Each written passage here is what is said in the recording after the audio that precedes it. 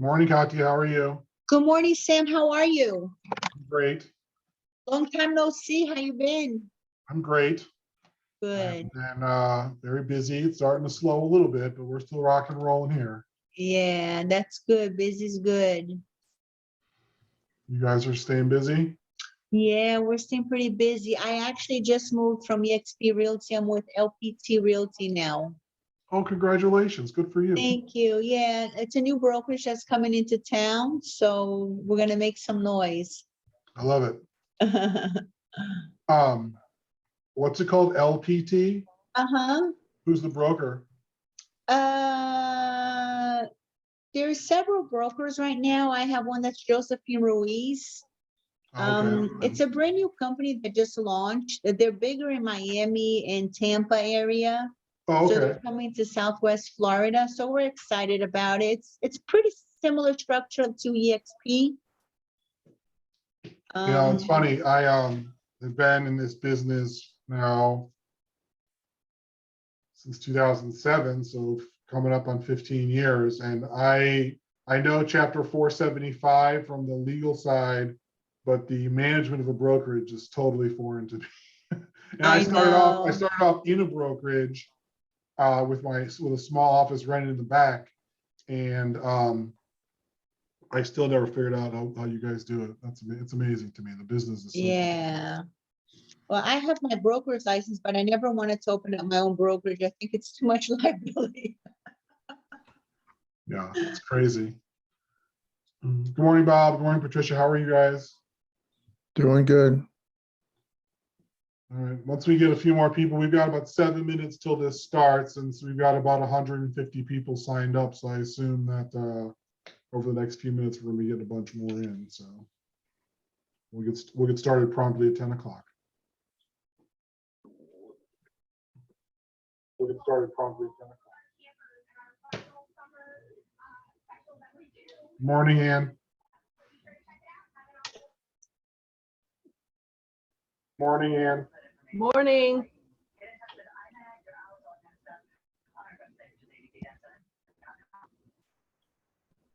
Katya, is there a delay? A delay? No, there's no delay. Okay. I was hearing an echo.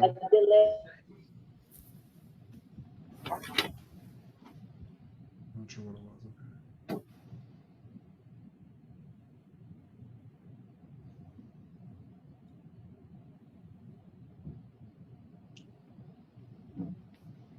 Oh, let's see here.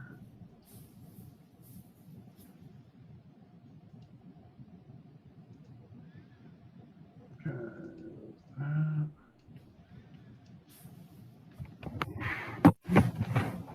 Set up correctly.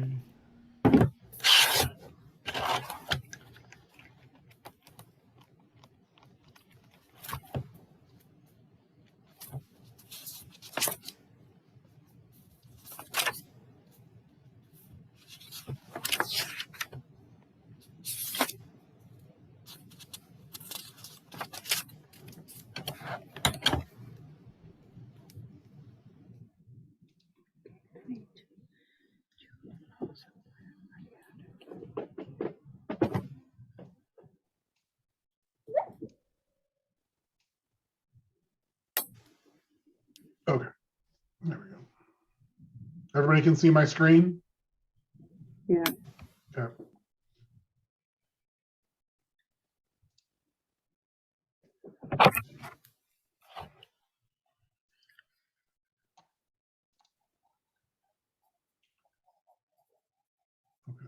Okay. We are going to start in 5 minutes.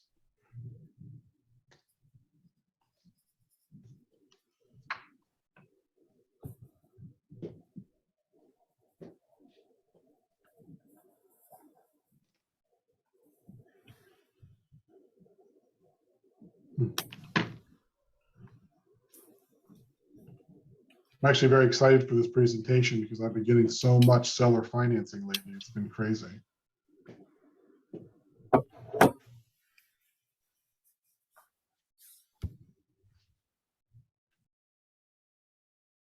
morning, Janice. How are you? Morning. Morning, Lori. We're going to start in about 4 minutes. We've got about 150 people registered. We'll see who actually shows up.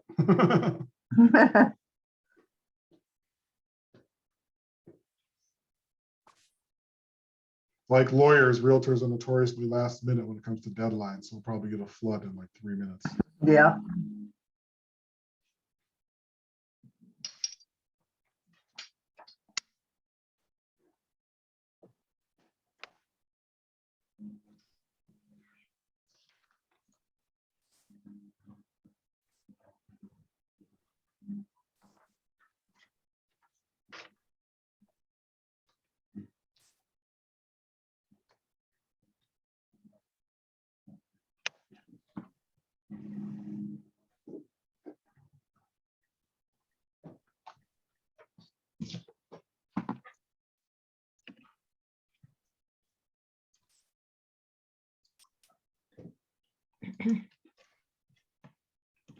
Morning, Dana. How are you? Good morning. I'm good. How are you? I'm good. I'm excited. I'm excited for this because I get so many questions about seller financing. I've been meaning Yeah, to- I honestly do not understand seller financing. I'm like, I'm listening. Raise my hand, Sam. I admit it, right? Perfect. It's going to be, I think more and more as interest rates go up, people are going to be looking for options. I know when I was selling a rental property that I owned, I was offering seller financing. I didn't actually have to do it, but I knew people are going to be looking for it.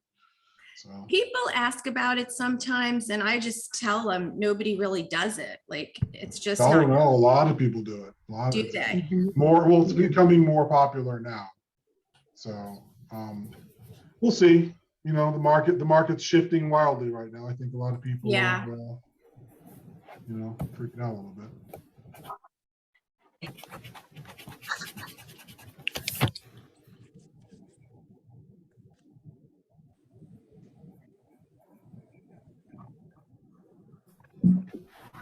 All right, everybody, we're going to start in about 2 minutes.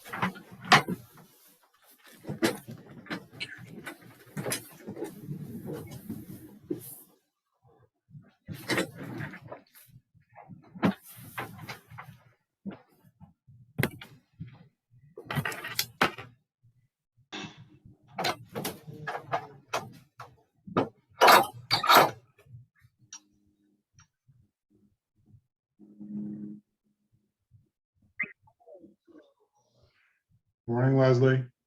Good morning.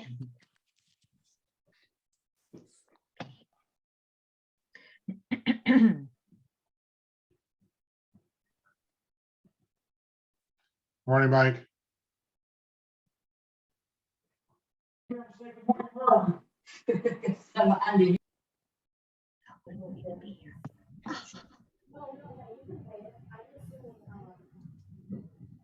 Hi, Sam. How are you? I'm good. Excited to do a little seller financing conversation today. Let's do it. We have about 1 more minute. I see people are still complaining.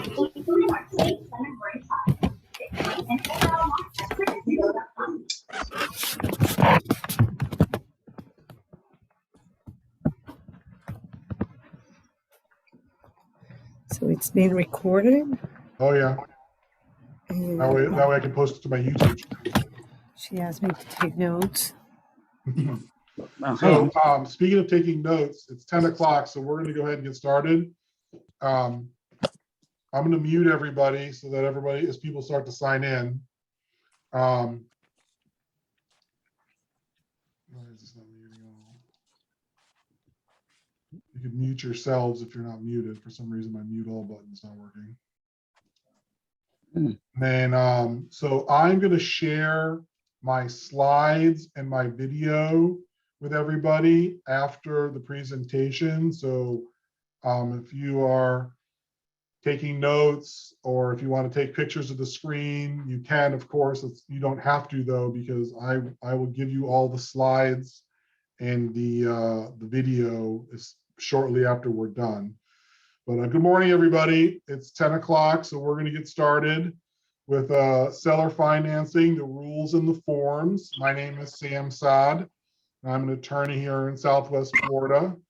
I'm excited to do this presentation today because seller financing is very prevalent, I think.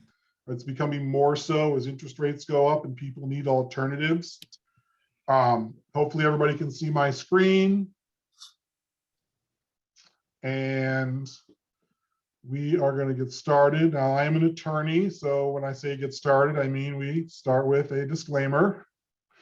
The disclaimer is that I'm going to be giving you information, but it does not create an attorney-client relationship.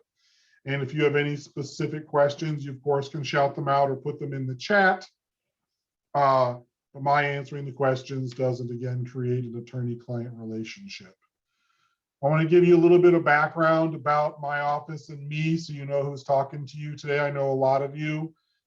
Many of you are new, though, and we're expecting over 100 people on the call. So my firm, as you can see, was founded in 2007. We focus on real estate and business law. We help all manner of people with their real estate related issues. You'll notice on my list here, I'm dedicated helping small business owners, entrepreneurs, buyers, sellers, and property managers. People say, well, Sam, don't you help realtors? And of course I do, because realtors are small business owners. You guys are all independent contractors for the most part, and I'm here to help you with those issues. If you need them, we have a full service litigation department and offices throughout Southwest Florida. We have an office in the Cape as well. I got to update this slide. I have been an attorney since 2003, and I specialize in real estate law. I'm going to be going through the forms today for seller financing under FAR and NABOR. I serve on the NABOR Legal Resources Committee and the reptile section of the bar's Real Estate Industry Liaison Committee. So I help draft the various forms that you use. And I am a recovering politician, so you have to excuse the jokes. I promise not to make too many. Today, we're going to talk about the Dodd-Frank Act, which governs seller financing. That's federal law. And we're going to talk about the NABOR and the FAR forms. We're going to talk about some alternatives when you're putting your deal together, and to give your sellers really some comfort in offering seller financing. We're going to talk about what happens if the buyer defaults, and you'll see that the law really protects the seller lender. So Lisa is saying I'm breaking up. Can everybody hear me? Okay. Lisa, if you're having a problem, let me know and we'll try to fix it. All right, let's dive right into the presentation. If you have any questions at all, put them in the chat. Feel free to unmute yourself and shout them out. We're going to keep the war stories to a minimum, but I'm going to try and provide some advanced examples so that you know what's going on when you're talking to your buyers and sellers. Yes, Rose, I'm recording right now and you will get a copy. Okay. So let's dive right into the Dodd-Frank Act. This is a federal law passed by Congress and signed by President Obama in 2010, and essentially completely overhauled the financial industry from stockbrokers and the stock market all the way down to mom and pops trying to help their kids buy their first house. It was a wide range of reforms. A lot of stuff was included. It's thousands of pages long. And our little section on seller financing kind of got caught up in it. The Act has some interesting definitions. The limits seller financing to when it can take place. And most importantly, that we're going to talk about today is the loan originator rule. It came about in July of 2014, and it's very limiting as to who can offer seller financing and how it can be offered. Under the Act, any person who offers or negotiates the terms of a residential mortgage loan must be a licensed mortgage originator. Unless they meet two exceptions. One of two exceptions was the one property exception or the three property exception, And we're going to go into detail, of course, on those exceptions in a few minutes.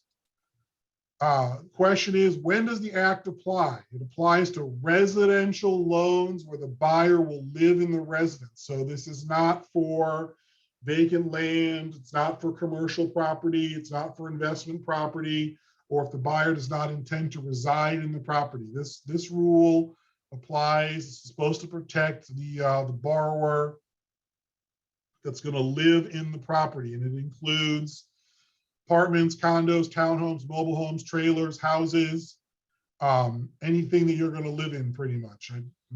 Houseboats isn't listed in the rule, but I'm sure that it will be included. It does not apply to buyers when the buyer is a corporation, an LLC, or a partnership. So that's a big loophole, but you have to be careful. Don't say immediately, oh, I can get around all these rules Sam's about to tell me about if I just have my buyer form an LLC, because if the buyer is going to live in the property, especially in Florida, they're probably going to want homestead. And that saves them a lot of taxes. It provides liability protection. It provides descent and devise protections. And you would lose all those protections, especially those tax savings, if your property was in a corporation, LLC, or partnership. So be very careful about that. Mike is asking part-time seasonal residents. Mike, that would qualify. If the buyer is going to live there, even part-time, then this rule applies. It's a good question. So the immediate question that I always get asked, people who want to do seller financing and they're frustrated by the rules, what happens if I violate the act? Well, if you violate the act, then the holder of the note and mortgage, that's the seller, is not going to be able to enforce its terms. They won't lose the money per se, but if there are other issues in default, it can be very difficult, and the buyer can sue for violations of the act, and they can be reimbursed for attorney's fees and costs. So let's be very careful about not violating the seller financing rules in the Dodd-Frank Act. Greg is asking, are land trusts covered by the act? Greg, trusts in general are covered by the act. So if you put the property in a trust, then the act would apply. Now, land trusts are an interesting question because land trusts, usually the beneficiary, if the beneficiary were an LLC or a corporation, which it sometimes is, especially for rental properties, I would make the argument the act does not apply. And we can dig deeper into that if that becomes an issue. Now, I want to talk in detail about the 1 property and the 3 property exceptions. These are the exceptions that you're going to use to get seller financing through when your sellers offer it to buyers. So let's talk about the details. First of all, the seller must be a natural person, estate, or trust. You cannot form an LLC and do seller financing. I should say you cannot have your property owned by an LLC, do seller financing, and not be a loan originator. So if the property is owned by an LLC and you're going to sell and the LLC is going to take back the note and the mortgage, then you would have to be a loan originator or go through a loan originator. And when I say loan originator, that's the word that the rule uses, but you can think of it as your local mortgage broker. So you would, if you were an LLC seller, you would go to a loan broker and have them set up the loan and do the documentation and the qualifications of the borrower. And of course, someone's got to pay that broker a fee. If you provide financing for only 1 property in a 12-month period, you have to own the properties that is sold, which would be securing the financing. So you can't just go out there and do financing for other people. This is only for sellers, individual sellers. And you cannot be the builder. Builders cannot use this exception. If you are a builder trying to offer some form of seller financing, you have to go through the loan originator. Now, the loan specifically cannot have negative amortization. What is negative amortization? Negative amortization means that as you pay down the loan, the balance goes up because you're not paying enough to cover the interest payments. That's not allowed. So let me say that again. When you make a payment under seller financed, on a seller financed loan, the amount owed has to go down. You cannot have a balloon payment due in less than 5 years. That means that for those of you that like to do 1 year, 3 year, 6 month balloons just to get your buyers over the hump, that's not allowed on the one property exception. The balloon payment you have to give them 5 years to pay down that, make that payment before refinance. They can always refinance early, but as the seller, you can't force them to refinance in less than 5 years. And it has to have a fixed rate of interest or an adjustable rate that is adjustable after the 5 years. So you can't do a 1 year and then an adjustable every year thereafter. It's got to be it's got to be like a 5-1 product. If you're familiar with those, if you've talked to lenders. Dana, we're going to get into the pros and cons in detail here as we go through this.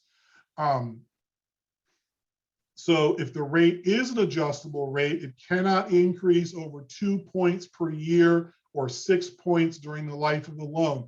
So there's annual caps and total caps on the loan interest. And that's again to protect the buyer from sellers who would be unscrupulous about their lending practices. Now, very, very importantly, the one property exception is typically used, that's mom and dad selling their house to their kids, to one of their kids. And it's maybe a first home purchase, just graduated college, you've got student loan debt, you've got other issues, and frankly, the buyer can't afford or qualify for a conventional loan. So dad and mom are going to give him the house, he's going to pay them back over time until he can refinance on his own. And that's really important because under the one property exception, we do not have to qualify the buyer under the ability to pay rules. The ability to pay rules, I'm not even going to go into those very much because they're so convoluted. Essentially, you have to make sure that the buyer has the ability to repay the loan. It's like underwrite the loan like a lender would, when you turn in your tax returns and your W-2s and your financing statements and make sure the lender is trying to make sure the borrower can repay. Under the one property exception, you do not have to go through that process. Now, before I skip on to the three property exception, does anybody have a question about the one property exception? Okay, let's talk about the three property exception. So under the three property exception, again, the seller must be a natural person, estate, trust, or business entity. They have to be providing financing for 3 or fewer properties in a 12-month period. They have to own the property which will secure the financing, and they again cannot be the builder, but this time they have to comply with the ability to pay rules. So let's talk a little bit of detail about the ability to pay rules, even though they're very convoluted. You have to make a good faith effort to determine that the borrower has a reasonable ability to repay the loan. So that means that you have to do an analysis of the buyer's ability to pay. You have to look at their income. You have to look at their assets. Do they have a lot of debt? In the three property rule, you have to verify using a reliable third party. So that's like a credit report. And it's a good idea, but not required, to keep all of your documentation for the life of the loan. So the three property rule is going to be somebody who buys and sells properties, 3 times or less per year, Again, not the builder. You can't be building and flipping or fix and flips with these. But you are a person, I guess, who moves a lot, would be the 3 property exception. And that ability to pay, that good faith effort, I think the minimums are going to be, look at their credit report, look at a couple of years tax returns, look at their W-2s, their pay stubs, make sure they're currently employed, and that they would be able to make these payments in some form or fashion. You don't want to loan money to somebody who's not going to pay you back anyways. But you do have to go through this analysis with your borrowers. Lisa is asking, with ability to pay, that would be different than creditworthy, right? Lisa, it is creditworthiness. So what I'm saying is another way of saying it. Yes, you have to make sure they're creditworthy. And why would you do seller financing? Because you don't have to be as creditworthy as a conventional loan. The seller has the opportunity to take a little more risk than a conventional lender might. If for some reason the buyer doesn't have tax returns, maybe they're a foreign person, but they have a credit report from their home country or something. There are a number of reasons why you would want to have a seller financing, especially in a high interest rate environment. Maybe the seller is willing to take a smaller interest rate. As interest rates go up, I think seller financing has become more popular. Travis is asking, is this for the seller selling more than one property, the buyer trying to buy? This is for the seller selling more, Travis. This is for a seller who sells more than 3 properties. Okay, so the specifics of the loan for the 3 property exception. Again, you cannot have a negative amortization feature. You must pay down the amount owed as you go through the life of the loan. The loan has to be fully amortizing. You cannot have a balloon payment. And you have to have a fixed or adjustable rate that adjusts after 5 years with the same rules. The rate can't go up more than 2 points per year, 6 points over the life of the loan. But I'm going to stop and pause on bullet point 2, not have a balloon payment. So if you're a seller and you're doing the 3 property exception and you think you're going to get all your money in 5 years or less, you're not. You would have to negotiate at least a 5-year full amortization, which of course defeats the purpose of the loan, which is to make it affordable for buyers who don't otherwise qualify. Because if you had a huge loan, say $300,000-$400,000 loan, and you fully amortized it over 5 years, you're talking about huge payments that most people can't afford. Okay, any questions about the Dodd-Frank Act, the 1 property exception or the 3 property exception before I get into the forms? Shout them out if you got them, don't be shy. All right, let's talk about the forms that you're going to be using to set this up.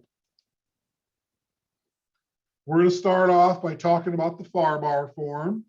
The FAR form has got some what I'll call minor deficiencies.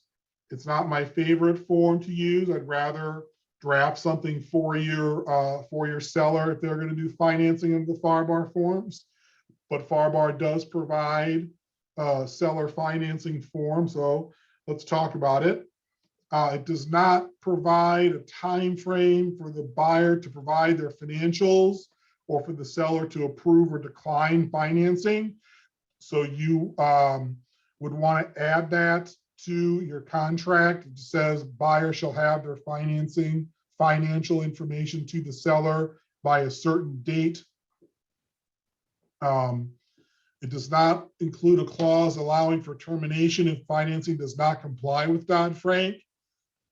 You want to make sure that you comply with Dodd-Frank, but the contract doesn't let you out specifically because you don't. And it does not prevent the buyer from assigning the contract. And remember, in FAR, the contract is assignable based on the box that you check in the standard or as is contract for assignability. This is a difference from the neighbor form, which is freely assignable. And as you're going to see in a few minutes, when you use seller financing, becomes not assignable. And if you choose an adjustable rate mortgage, there is a place to put in the percentage and the index to use, which is nice. Yvette is asking, yes, Yvette, we are going to talk about reasonable terms at the end. Okay, more on the FAR contract. They do provide a provision. I should mention seller financing is a really good way when the buyer can't afford the down payment. So a lot of times seller financing could be a second mortgage. And the contract provides that if the buyer defaults on the first mortgage, they automatically default on the second mortgage. It specifically says there's no penalty for prepayment. That's good for the borrowers. You want to make sure that if you're going to have a prepayment penalty, that you negotiate that up front, and there are specific other laws that deal with that. If the property is sold by the buyer, then there's an acceleration clause in the mortgage, and the whole amount becomes due. And this is really important here, bullet point 4, you have to keep the property insured against all perils as the seller may reasonably require. And you look to what the lending institutions in the county where the property is located to determine what is reasonable. So if Bank of America or Wells Fargo says, keep the property insured for X, Y, and Z issues, then the seller can do the same thing. And really the way that works, Fannie Mae, Freddie Mac dictate the insurance rules. For those of you that come to my closings, you see we go through the insurance requirements. The buyer signs a document in this conventional mortgage, and they should have something similar in the seller financing. There's a 30-day grace period in the FAR contract for event of default, and a 15-day if it's a second mortgage. So those are the standard defaults, and you can negotiate to change those if you think that's too long. And prior liens and encumbrances must be kept in good standing, which means pay your taxes, things like that. A note about acceleration, Linda's asking what exactly is acceleration. If you have acceleration, that means that the property may have been sold or there may have been a default, and a term in the mortgage and note says that if you're in default, the entire amount becomes immediately due and payable. And then, of course, personal property or leases conveyed or assigned are subject to the security interest. That means subject to the mortgage when you, so if you had something in place, like the property was leased for a little while, it will be subject to the mortgage. Let's take a look at the forms specifically now. FAR, you'll note here, first thing right off the bat on the FAR seller financing is a warning that prior to entering this, seek legal counsel and make sure that you comply with the Dodd-Frank Act and other relevant federal and state law requirements. I think this is really important for the buyer and the seller and to get with their realtor and their attorney and come up with the seller financing terms, because you don't want to run afoul of Dodd-Frank. God forbid the Department of Treasury comes and knocks on your door. This is the terms of the financing that's in the contract. And I want to start off by pointing out what it says right here at the bottom. Pursuant to Dodd-Frank, no other options are permitted. So you can't get very creative with your financing. You pick out the amount that you're going to borrow and put it here. You state your interest rate here. You say whether it's going to be a first or a second mortgage. And then you pick A, B, C, or D as to the terms of the mortgage and under the FAR contract. You can fully amortize the loan, which means that a 30-year mortgage is kind of your standard Bank of America, Wells Fargo, Truist now, BB&T type type lender is going to do a standard 30-year Fannie Mae mortgage. You can do that at seller financing. That's perfectly allowed. Typically, you wouldn't do that because sellers want to get their money sooner. You can do interest-only mortgage, and it can be for a term of at least 5 years with monthly, quarterly, annual, or periodic interest payments. You can do a balloon if you comply with Dodd-Frank. Again, that's the one property exclusion only.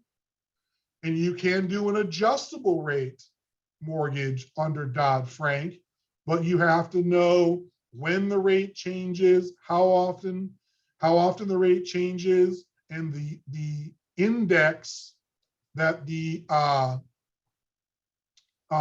rate change will be indexed to. And that's typically like the Wall Street Journal publishes their rate, the US Treasury Index, a lot of indexes you can use. It looks, in this contract, they specify the weekly average yield on United States Treasury securities adjusted to a constant maturity of 1 year. So that's a rate that's published by the Department of Treasury, and you can put that in there if you don't pick something else. Okay, moving along in FAR-BAR. So then in the next part of the seller financing, you're going to pick the payments. Principal plus interest shall be payable in equal monthly, quarterly, or annual payments. You put the amount, which means you have to calculate the amount. And then you put in here when the entire amount is due and payable in the balloon. Okay, questions about FAR-BAR? It's dizzying, I know. The FAR-BAR, especially this part of it, is dizzying. The NABOR form is a little bit easier to fill out and a little bit less cumbersome, but it's a little bit less flexible too in terms of the offerings. So you got to kind of pick your poison. Do you want to be a little bit more stringent as the seller, or do you want to have more flexibility with notes, with the note type? NABOR does have timelines that the FAR-BAR contract does not have. The buyer has 5 days after the effective date to provide the financial information requested by the seller. The seller has 5 days to notify of a financing decision. And importantly, under NABOR, if you don't tell the buyer you're going to decline their loan, you have agreed to provide financing. So make sure that you get that information from the buyer. Make sure you understand that they can pay or not pay, and make your credit decision within 5 days. Otherwise, seller is making a loan whether they want to or not.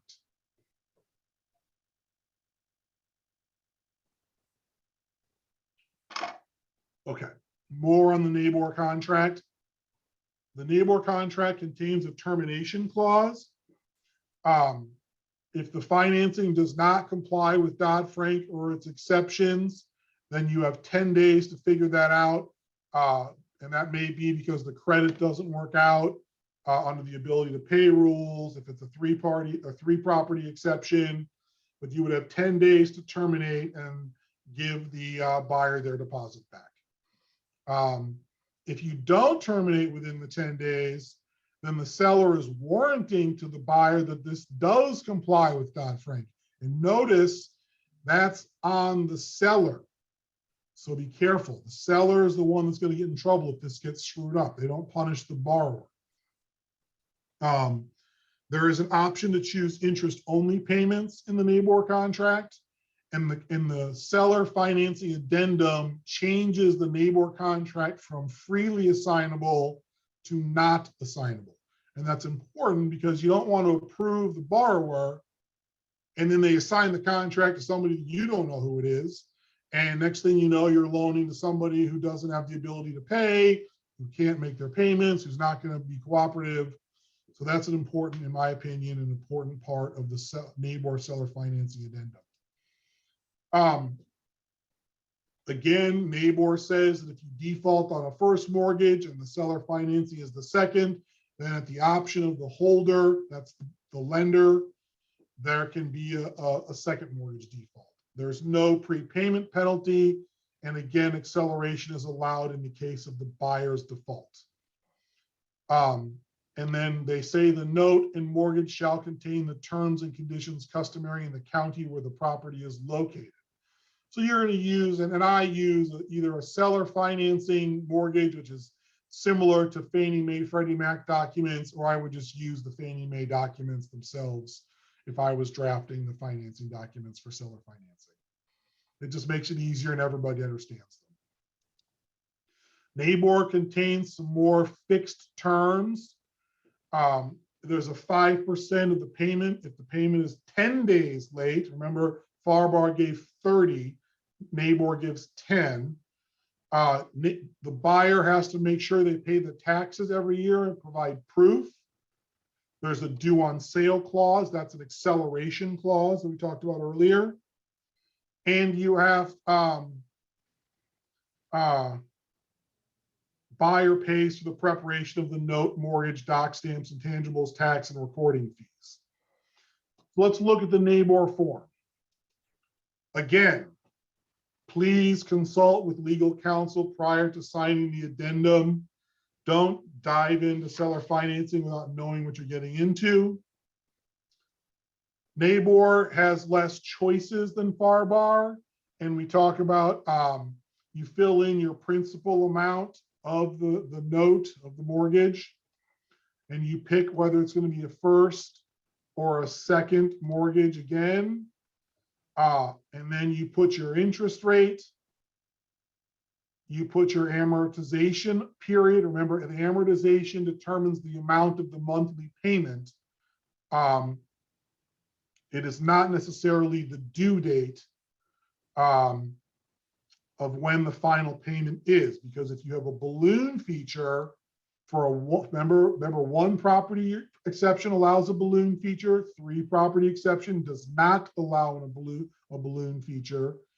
If you have a balloon note, then you would put the amount of the months due after the closing date, and it's going to be a minimum of 60. And anybody who can read that 6 is a hero. Again, the buyer is personally liable on the note. That means if you don't pay, they come after your other assets. And you're allowed to prepay any or all portion of the outstanding balance without penalty. We said that. Then you pick your payment schedule under the NABOR contract, monthly, quarterly. They allow semi-annually, which I've never seen, or annual payments, which I have seen. And then NABOR allows you to do principal and interest or just interest only payments. Remember, even with interest only payments, you have to fully amortize the loan so that those interest payments cover 100% of the interest. You cannot have a negative amortization loan. That means that as you pay interest payments, the amount you owe goes up. Okay, before I get into some other issues, are there any questions on the NABOR form or anything else we've touched on today? Any questions? Put them in the chat or shout them out. All right, let's talk about a few other issues. So in preparation for the presentation today, I went and I did some research on other forms that provide seller financing. And I didn't include it because it's not available in our market, but NEFAR, the Northeast Florida Association of Realtors, also has a seller financing form. And they have some interesting provisions. They allow you to choose whether you're going to escrow for taxes and insurance, which any of you that have done a conventional loan know that Fannie Mae, Freddie Mac, Bank of America, and the like, they require escrows for taxes and insurance. And I think that's very, very important to consider when you're the seller, because property taxes are a super lien. If you don't pay your property taxes, the county can come in and do a tax certificate followed by a tax deed auction, and the lender gets wiped out in the tax deed auction. So that's very, very important to lenders that those taxes get paid. And I strongly encourage you to either escrow or require some type of assurance that the property taxes are being paid when you have the seller. So on your listings, make sure that you discuss this with your seller. Another big issue is insurance.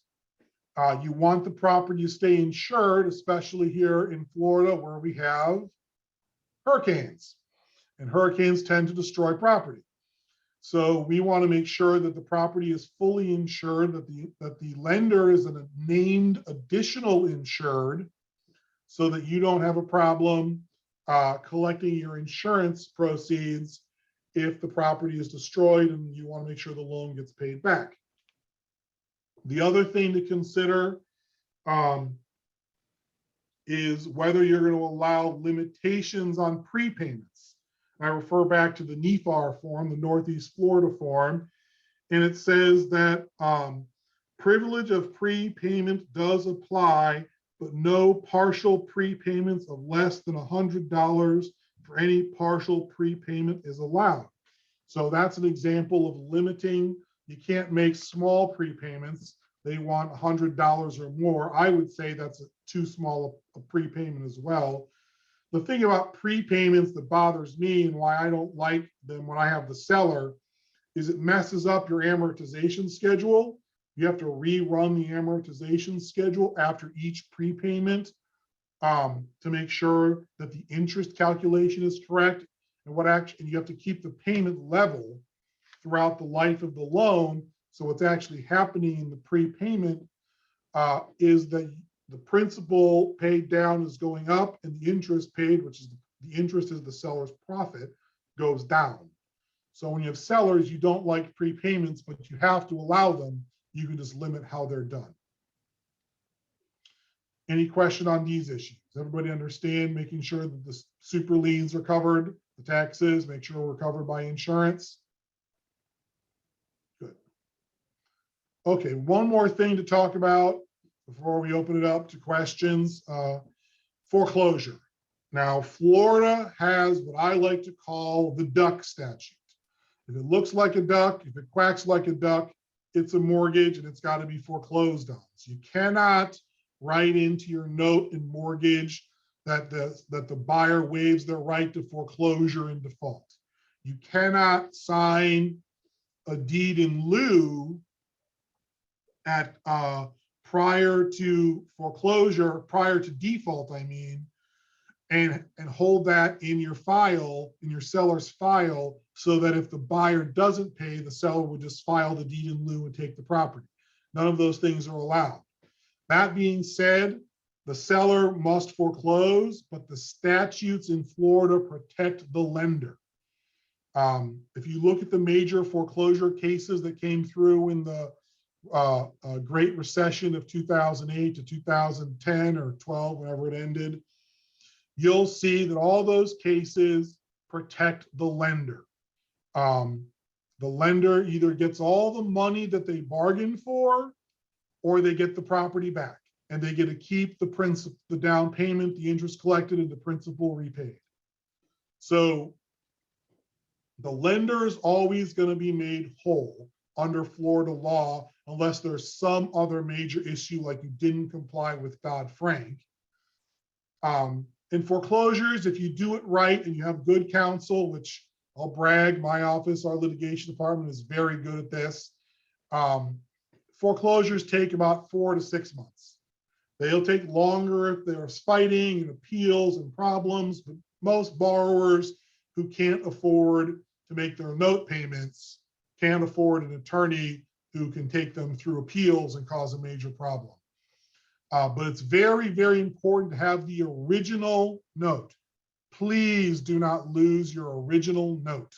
Tell your sellers, put this in a safe deposit box, put this somewhere safe so that you don't lose it. And again, all the major laws protect lenders.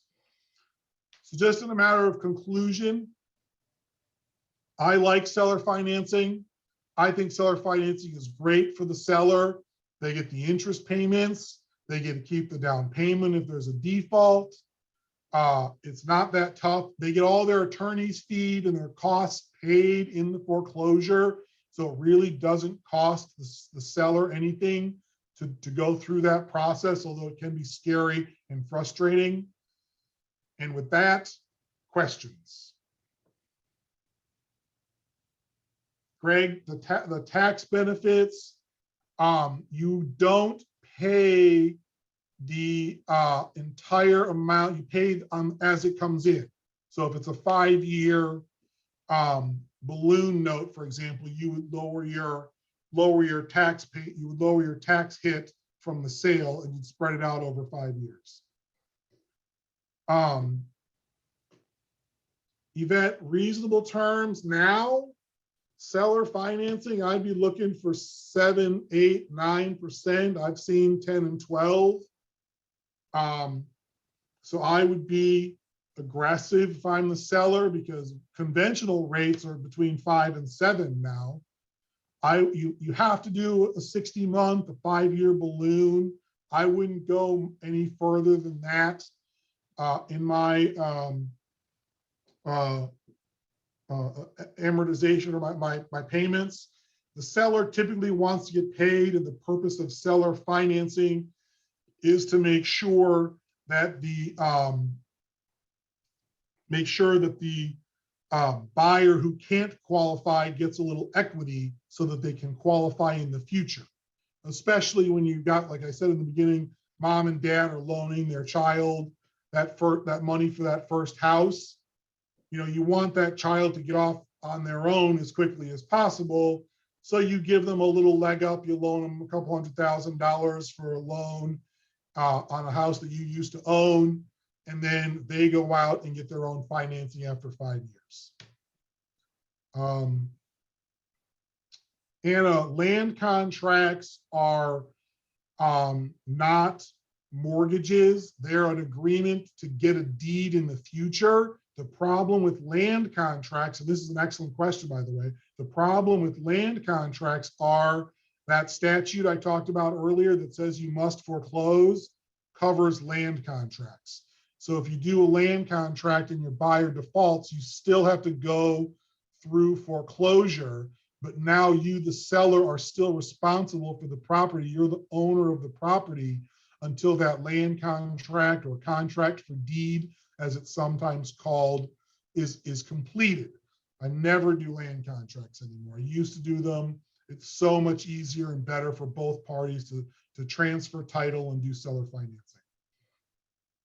Bana, you're asking about the rules for tax and insurance. You escrow the amount and you adjust it each year. If there's an underpayment because taxes and insurance only go up, then you would adjust up for the next year. And you would write that right into your mortgage document. It's in the mortgage document that I provide usually. Okay, Danita, is there a difference in how the seller financing is structured? The seller conveys the deed at closing versus a contract for deed. Danita, I answered that question. You don't want to do contracts for deed. I see them like once a year now, and I strongly discourage them because there's so much risk for the seller and frankly the buyer. What happens if the seller dies and they didn't tell their children or their heirs about the contract for deed, and the original contract is lost, title is in the name of the seller, and the kids are going to want that property? What do you mean dad sold it? You have a lease. Out of the lease, I've got a contract for deed. And then it's a big fight. Contracts for deed are not, in my opinion, good instruments anymore. They used to be, but not anymore. Lisa is asking, how do you do a second seller financing? You would have to tell the first, Lisa, and the first would have to agree that the buyer doesn't have to come to closing with their down payment, that the seller financing can be allowed.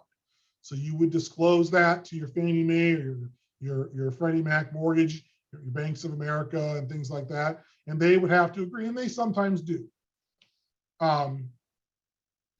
Dana is asking, so is it good for a buyer who needs help with a loan and the seller gets all the fees paid by the buyer and is protected in the event of default? That's exactly right, Dana. The seller gets made whole if the buyer defaults and you have to go through foreclosure. So when you're negotiating in default, make sure that your seller gets their attorney's fees paid, back interest paid, penalties paid. All those things need to be rolled up because they would be in a foreclosure.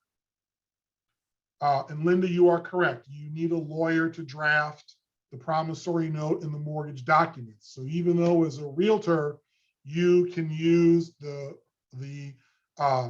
provided forms, you still need to engage counsel to get the loan documents drafted. There's more than a note and mortgage. Usually there's some like I said, the insurance requirements and other things. It's a small package. And yes, Leslie, I handle all that stuff for my sellers. And I would represent the seller.